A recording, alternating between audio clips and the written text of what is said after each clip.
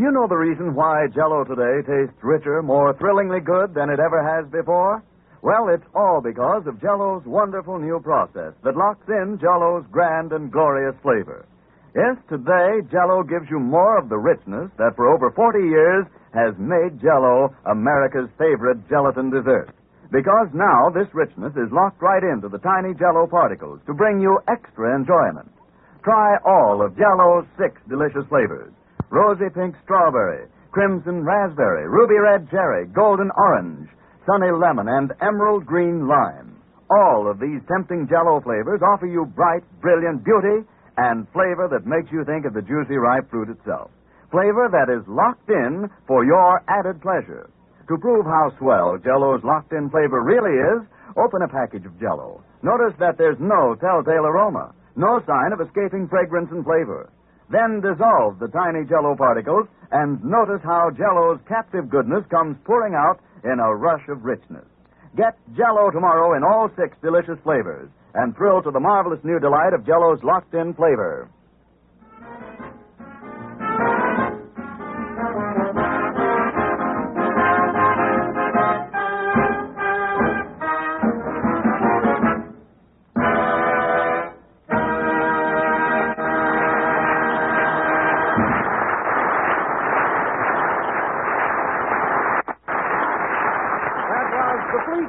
Played by the orchestra. Now, ladies and gentlemen, we turn back the clock and take you to the drugstore across the street from the NBC building here in Hollywood.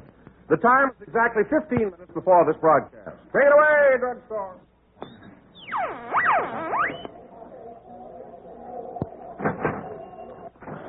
Hurry up and order your sandwich, will you, Mary? We'll be on the air in a few minutes. A sandwich? Yes. I'm a growing girl. I want meat and potatoes.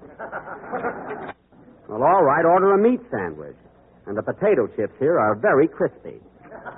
Every Sunday we have to eat in the drugstore. Why don't you take me to the Brown Derby once in a while? Mary, I'm not going into the Brown Derby until they hang my picture in the main dining room with the rest of the big movie stars.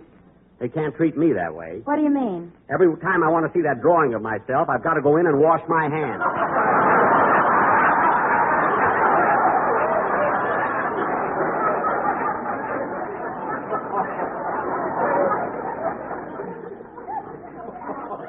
Well, it's not right. Oh, stop complaining. Say, Jack, look at this item on the menu. Jack Benny Special, 35 cents. The Jack Benny Special? What is it? A minute steak with a transfusion. Oh, these soda jerks think they're so smart. Hey, Gilroy, what do I have to do to get a little service around here? Take it easy, Blue Eyes. Hello, Mary. What'll it be? I'll have a hot roast beef sandwich, mashed potatoes, lettuce and tomato salad, and apple pie with tutti frutti ice cream.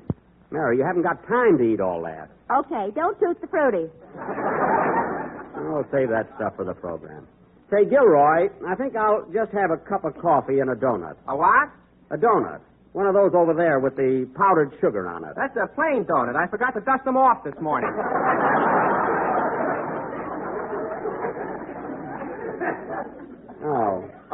Oh, well, then never mind. Maybe I'll just have a cup of... Oh, hello, Phil. Hi, Jackson. Hello, Mary. Hello. Hey, Jack, get a load of Phil's slacks. They button on the side. Oh, yeah. Well, I'll be darned. I put on a pair of Alice's. Oh, my goodness. Why don't you open your eyes when you get up in the morning? They're open, Jackson, but they don't work till noon. No. What'll it be, Twitch? Well, smart guy. Give me a Phil Harris special. Okay. 1 ham omelet. Put a wave in it. Put a wave in it. The most egotistical thing I ever heard. Here's your order, Mary. Thanks. Oh, Jack, look who's down the other end of the counter. It's Virgil Reimer, our funny sound man. That's what he thinks. Nobody speak to him. He's getting too fresh. Hello, Virgil. What do you have? Get long distance on the phone. I want a Denver sandwich.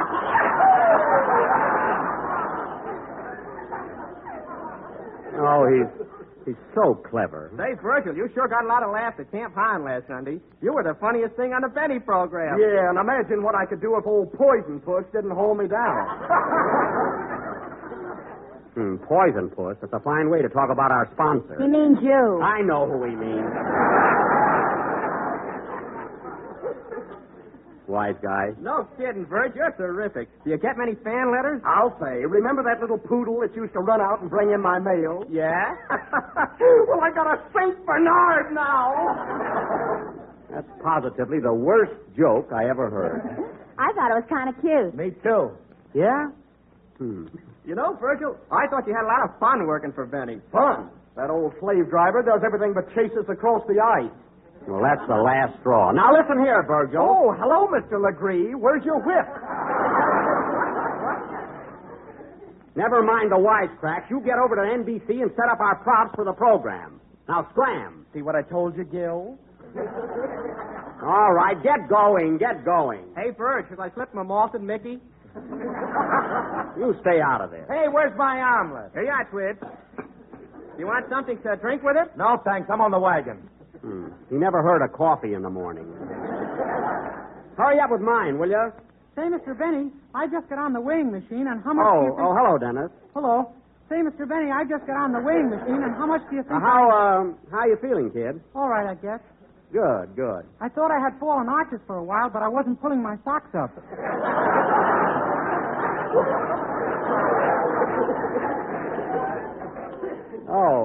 Oh, I see. Thank heaven my girl can use those arch supporters I bought. Why don't you buy 'em, Jack? Because I don't need them. What makes you think I got flat feet? Plop, plop, plop. All right, young lady. Just for that, I'm not going to pick up your check today. I can carry it over to the cashier myself. I was going to pay it, too. Say, Mr. Benny, I just got on the weighing machine, and... Yes? How much do you think I weigh? How much, Dennis? 141 pounds, stripped. Stripped? I took the scale in the phone booth.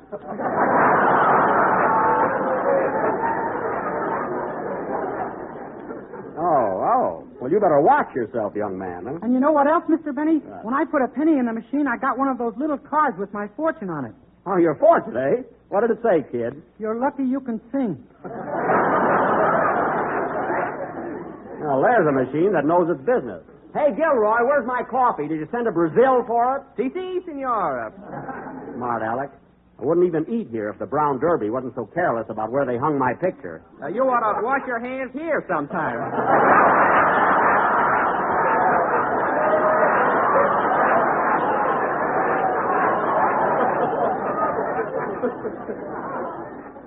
Well, I'll be darned. Hey, kids, you better snap into it. We're on the air in a few minutes. Okay, Don. See you later, Jackson. I'm going to run ahead and find out what my boys are going to play today. What? You mean you don't know what numbers you're doing? Weren't you at rehearsal? We didn't have a rehearsal. Frankie left the cards and chips home. Oh. See you in the joint, fellas. Be right up. Oh, say, Don. Don, come here a minute, will you? Yeah? When you introduce me today, I wish you'd do me a favor and say I just started my new picture at Warner Brothers with Ann Sheridan. Well, are you making a picture with Ann Sheridan? Yes, and it might be on the program today. You know, it might be a nice subject to talk about. You know, inject a little romance. What do you mean romance? You're playing the part of her father, aren't you? I had that out with the director, and I'm now her husband. My new role will be great for the picture. It won't hurt the makeup business either. All right. Now, don't forget, Don. Warner Brothers, huh? Yeah. Be with you in a second, Mary. I want to get a tube of shaving cream. Hey, mister, give me a tube of shaving cream, will you? Got turned in an old tube, you know. Got turned in an old one.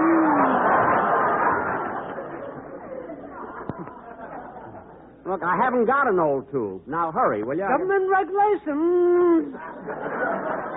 But look. I don't make the laws, you know. Now, look. Wait a minute. Come on, Jack. We'll be late for the program. I'm coming.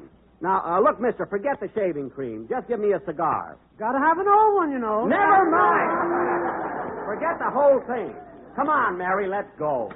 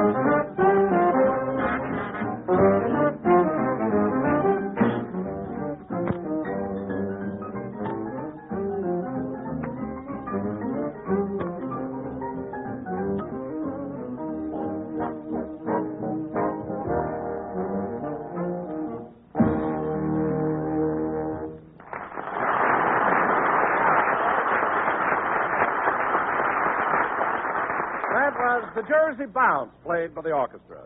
And now, ladies and gentlemen, we bring you a man who has just started his new picture for Warner Brothers with lovely Ann Sheridan, Jack Glamour Boy Benny.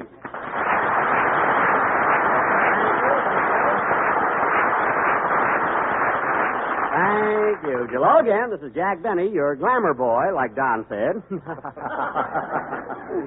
Heaven knows I'd never go that far.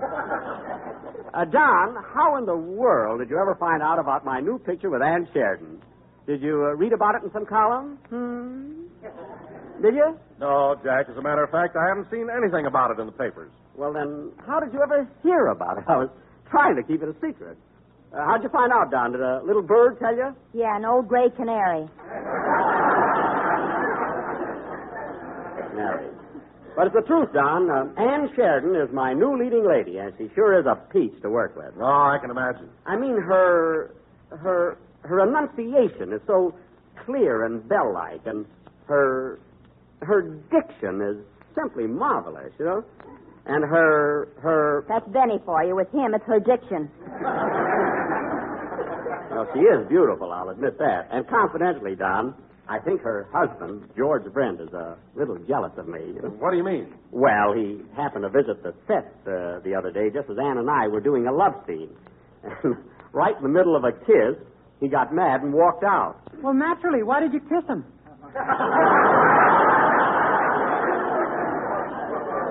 I didn't kiss him. I kissed Miss Sheridan. Pay attention, will you?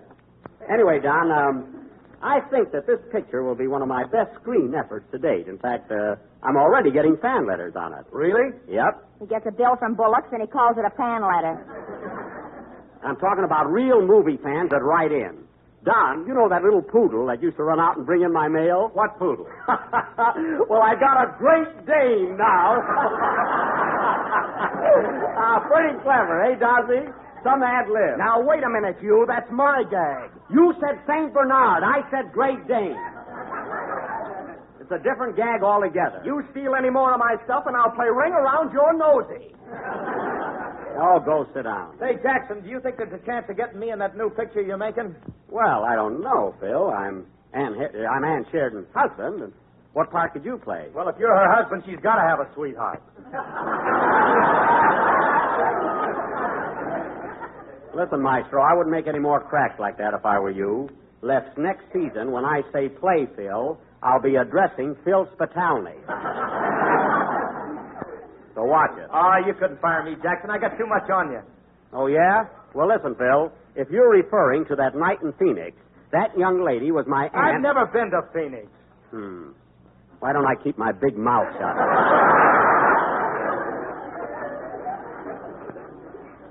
Anyway, Phil, don't think I can't get along without you. Hey, Mr. Benny. Oh, hello, Dennis. You met me in the drugstore, remember? Oh, yes. Say, Mr. Benny, can I come out to the studio and watch you work on your picture someday? Why, certainly, Dennis. Anytime you feel like it. That's swell. And say, while I'm out there, would you mind introducing me to a certain somebody?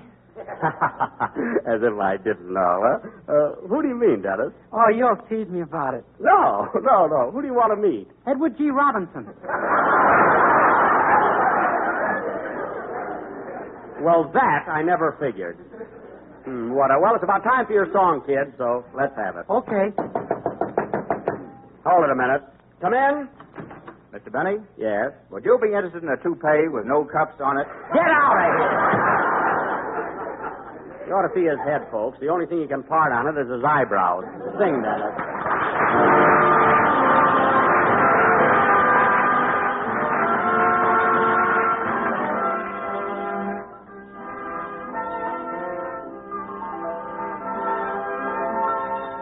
Was it in Tahiti?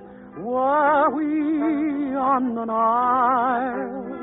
Long, long ago, an hour ago, I recall that I saw your smile. I remember you. You're the one who made my dreams come true. A a few kisses ago. I remember you. You're the one who said, I love you too. I do, didn't you know? I remember through a distant bell and stars that fell like rain out of the blue. When my life is through and the angels ask me to recall the thrill of them all, then I shall tell them I remember you. Then I shall tell them I remember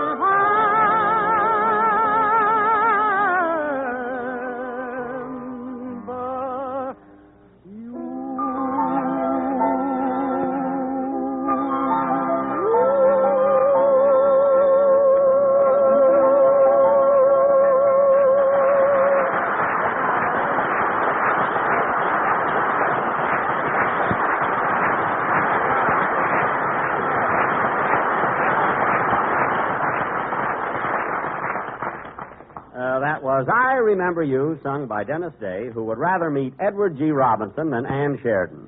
And now, folks, I only wanted to meet Robinson so he would introduce me to Miss Sheridan. well, why go to all that trouble? I could introduce you to Ann. Well, I wanted to meet her for nothing.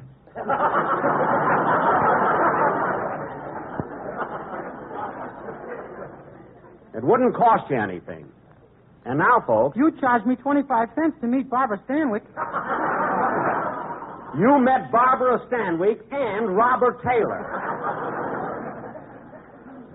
And now, folks, if that isn't worth a quarter, then I don't know what.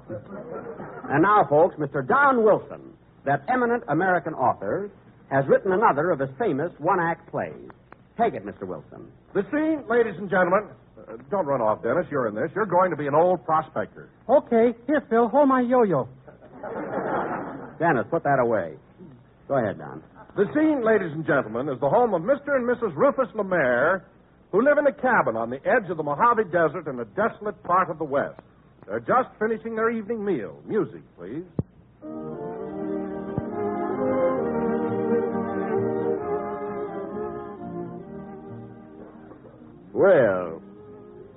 Well, Sari, I thought our supper tonight was fine. There's nothing like barbecued coyote. Not only that, I got a fur coat out of it. Yep, and that Jell-O we had for dessert was mighty tempting. Where did you get it? I walked 85 miles to our neighborhood grocer. Well, it sure was worth it. Say, Ruth, I seen a newspaper in town, and guess what? What? It says that men ain't going to wear cuffs on their pants anymore. They ain't, eh? Say, I wonder if I got cuffs on my pants. Why don't you take off your boots sometime and find out? One of these days, I'm a-going to. I wonder who that is. Come in. Hello, stranger. Who are you? I'm a prospector, and for 3 weeks now I've been lost in the desert without food or drink.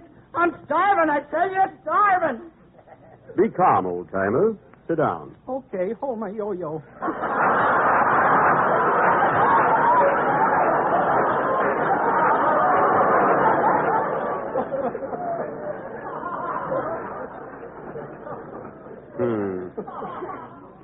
A fine prospector. I'm starving, I tell you. Starving. Don't worry. We'll take care of you. Yes, I'll fix a nice hot dish of beef stew. Beef stew? Yep. No, thank you. I'm a vegetarian. I'm starving, I tell you. Starving. Be patient. We'll think of something, stranger. Say, would you like a nice lettuce and tomato salad? What kind of dressing? French or Thousand Island?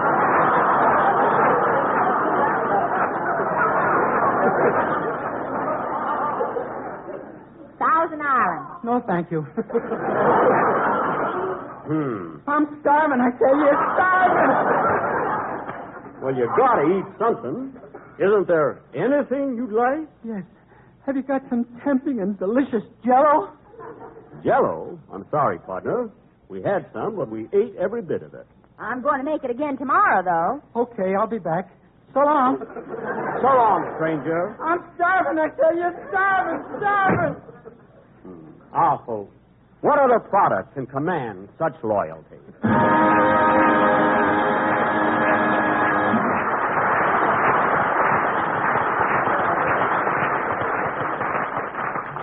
That little drama, ladies and gentlemen, was written by our own Don Wilson. And, Don, that's the best one yet. Oh, I don't deserve too much credit for it, Jack. You see, that was a true story. I believe you.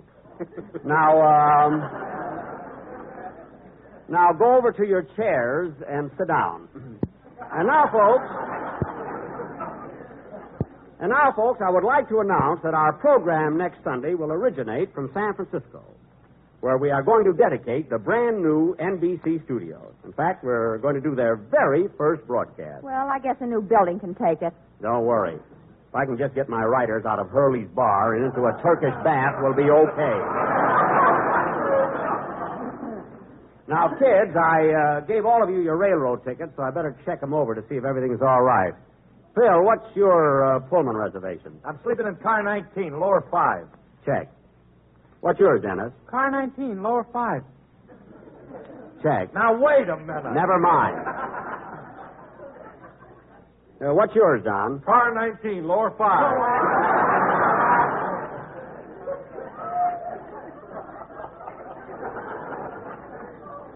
Check.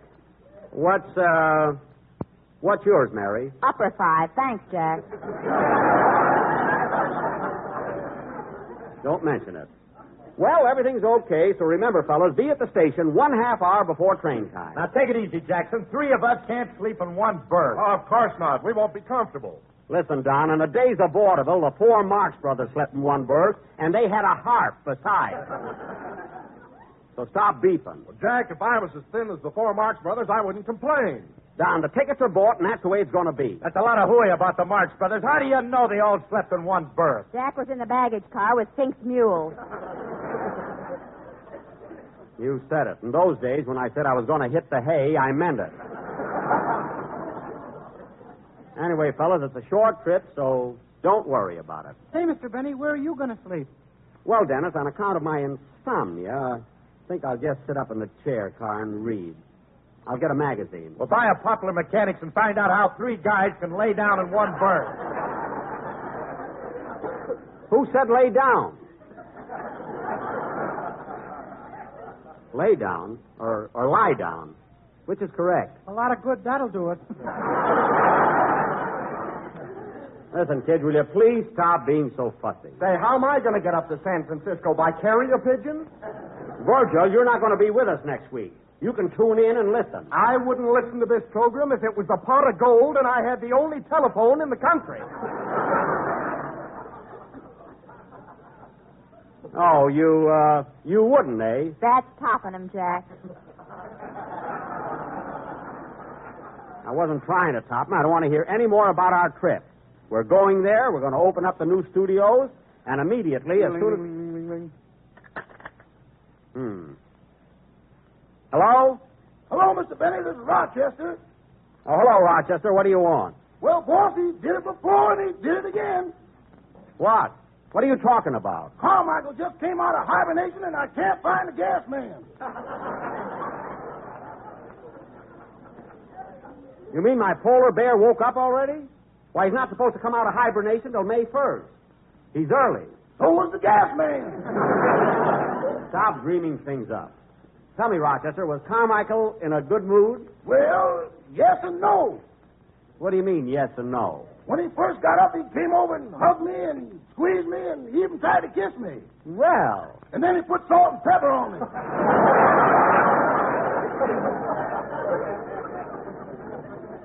Oh, that cute little rascal. I bet he's as thin as a rail. Uh-huh. You better give him something to eat, Rochester. A lot of nourishing food. Uh-huh. What that bear needs is something fattening. I know one hunk of fudge you ain't gonna get.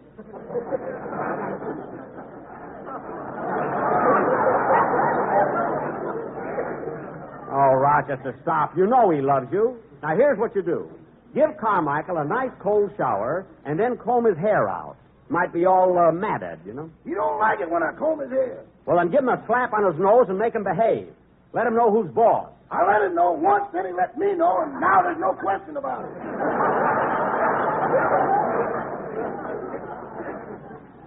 Well, all right, Rochester. Just leave him alone. When I come home, I'll take care of everything.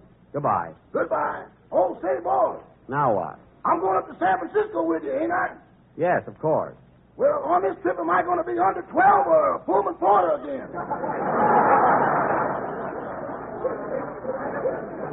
You're getting a ticket. Now, goodbye. Darn that Carmichael. Every year, the gas company wants to take my meter out. Oh, well, play, Phil.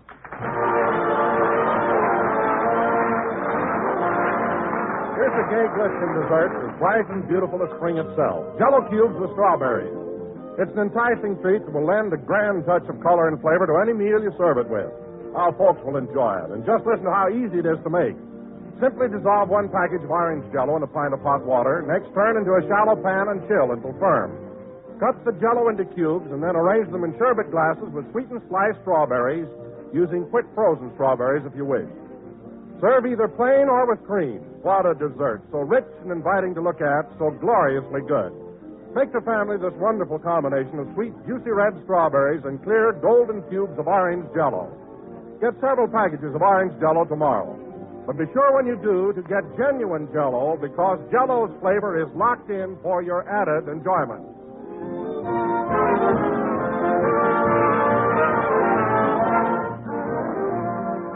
This is the last number of the 29th program in the current Jello series, and we will be with you again next Sunday night at the same time, broadcasting from the new NBC studios in San Francisco. So long, Jack. See you at the train. Wait a minute, Mary. We've all got to stick around today and put on a little entertainment for men in uniform. They'll all be coming in here in a few minutes. Oh, well, I'll just have time to write a poem. Oh, soldiers, sailors, and Marines, you're the nicest guys I've ever seen. Save it. Good night, folks.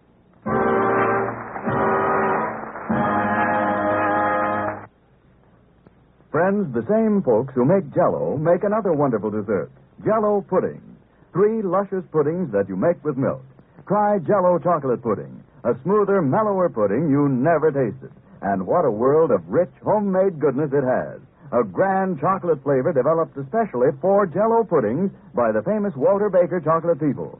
So tomorrow, when you order Jello, ask for all 3 Jello puddings, chocolate, vanilla, and butterscotch. They're just like Grandma's, only more so.